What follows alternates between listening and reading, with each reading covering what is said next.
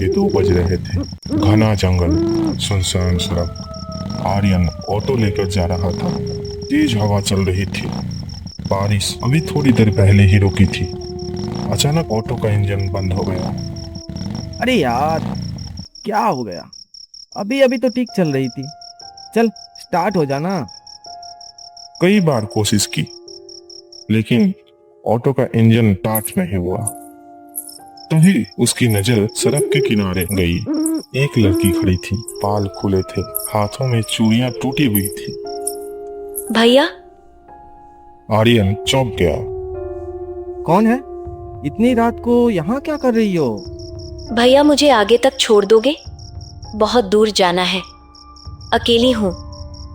आर्यन ने चारों तरफ देखा। अंधेरा, कोई गाड़ी नहीं, कोई आवाज नहीं। इतनी रात जंगल में तुम अकेली कैसे?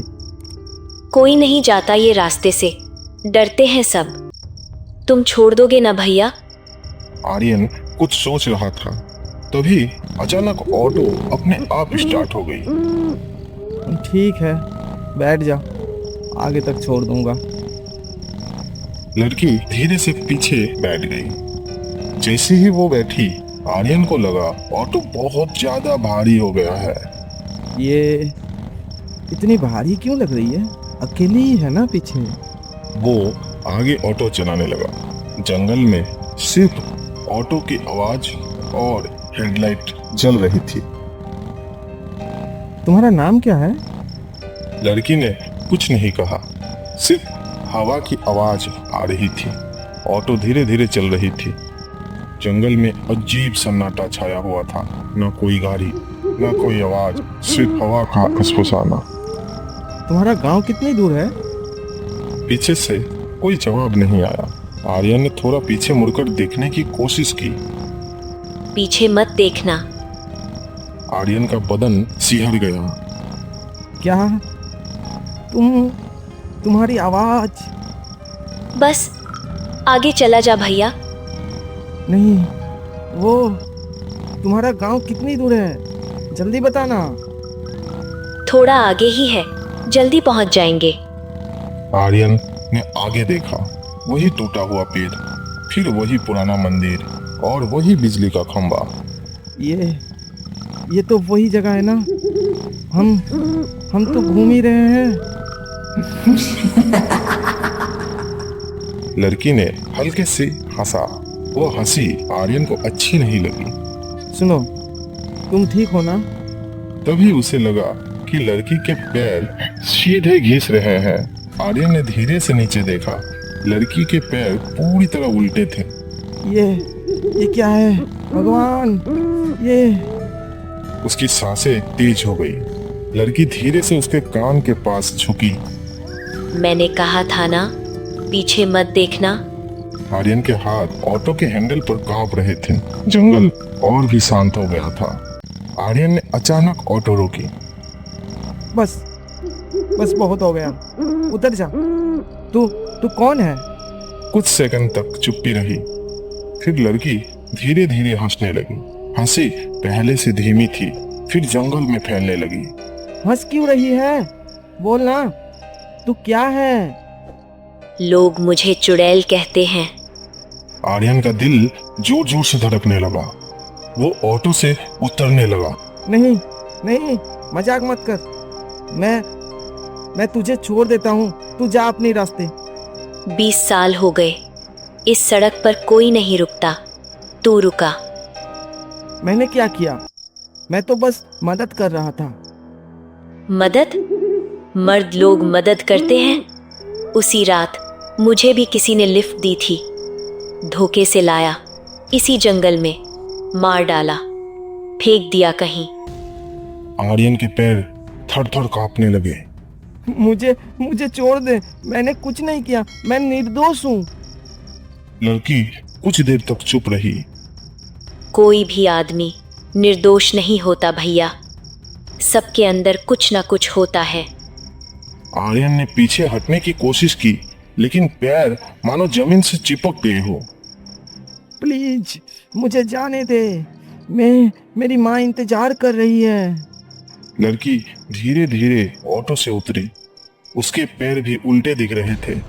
जंगल में हवा एकदम रुक गई थी। तभी दूर की मंदिर से घंटी बजने की आवाज आई। आह! आर्यन को मौका मिल गया। वो भागने लगा। भगवान बचाओ मुझे, बचाओ। पीछे से लड़की की आवाज आई। भाग के कहाँ जाएगा?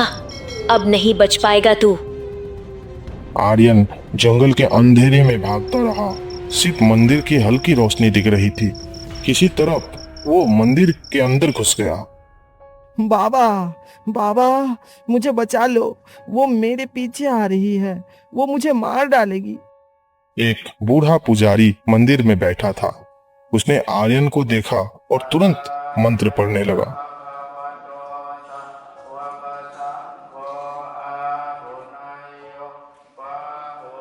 बेटा शांत हो जा। क्या तूने उस लड़की को रास्ते में लिफ्ट दी थी? जी जी बाबा, दिया था। वो पीछे बैठी थी, उसके उल्टे पैर थे, मैं डर गया बाबा। 20 साल पहले इसी सड़क पर एक लड़की की हत्या हुई थी। किसी ने लिफ्ट दी थी, फिर धोखे से ले जाकर मार डाला, जंगल में फेंक दिया। उसके बाद से जो भी उस रास्ते उसे लिफ्ट देता है वो वापस नहीं आता। आर्यन ने ताबीज निकाला। वो हल्का चमक रहा था। बाहर से लड़की की चीखें आ रही थी, लेकिन अब वो मंदिर के पास नहीं आ पा रही थी। बाबा अब क्या होगी? चुप होके बैठ। अभी उसकी आत्मा बहुत गुस्से में है। मंदिर के अंदर हल्की हल्की रोशनी थी। बाबा वो बाहर है, मुझे मार डालेगी, बचाओ ना, मुझे बचा लो। पुजारी मंत्र पढ़ रहा था। बाहर लड़की की चीखें आ रही थी। पूरा मंदिर हल्का हल्का कांप रहा था। बेटा तूने उसे लिफ्ट दी थी ना? हाँ बाबा, दिया था। बहुत भारी लग रही थी ऑटो, पैर उल्टे थे उसके। 20 साल पहले इसी सड़क पर एक लड़की को धोखे से लाया गया, मार डाला, जंगल में फेंक दिया। उसकी आत्मा अभी तक भटक रही है। जो भी उस रात उसे लिफ्ट देता है वो लौट के नहीं आता। तो मैं भी? तेरे पास ये ताबीज है ना? ये उसी लड़की की माँ का है, इसलिए वो तुझे छू नहीं पाई। तभी बाहर की चीखें रुक गई। एकदम सन्नाटा हो गया। माँ, मुझे घर जाना है। आर्यन धीरे धीरे मंदिर के दरवाजे की तरफ गया और झांका। लड़की बाहर खड़ी थी। अब उसके चेहरे पर खून नहीं था, आंखों से गिर रहे थे आंसू। बाल हवा में हल्के हल्के उड़ रहे थे। मुझे घर ले चलो ना, बहुत डर लग रहा है। धीरे धीरे उसका शरीर हवा में घुलने लगा। वो जा रही है। हाँ बेटा, आज उसकी आत्मा को मुक्ति मिल गई। तेरा ताबीज उसकी माँ का आशीर्वाद था। सब कुछ शांत हो गया। हवा रुक गई। जंगल में फिर से सामान्य आवाजें आने लगी। आर्यन वहीं बैठा रहा। अब घर चला जा बेटा, सुबह हो गई है। अगली सुबह आर्यन ऑटो लेकर वापस जा रहा था। सड़क के किनारे वही टूटी चूड़ियां पड़ी थी, लेकिन इस बार उन चूड़ियों पर ताजा खून नहीं लगा हुआ था।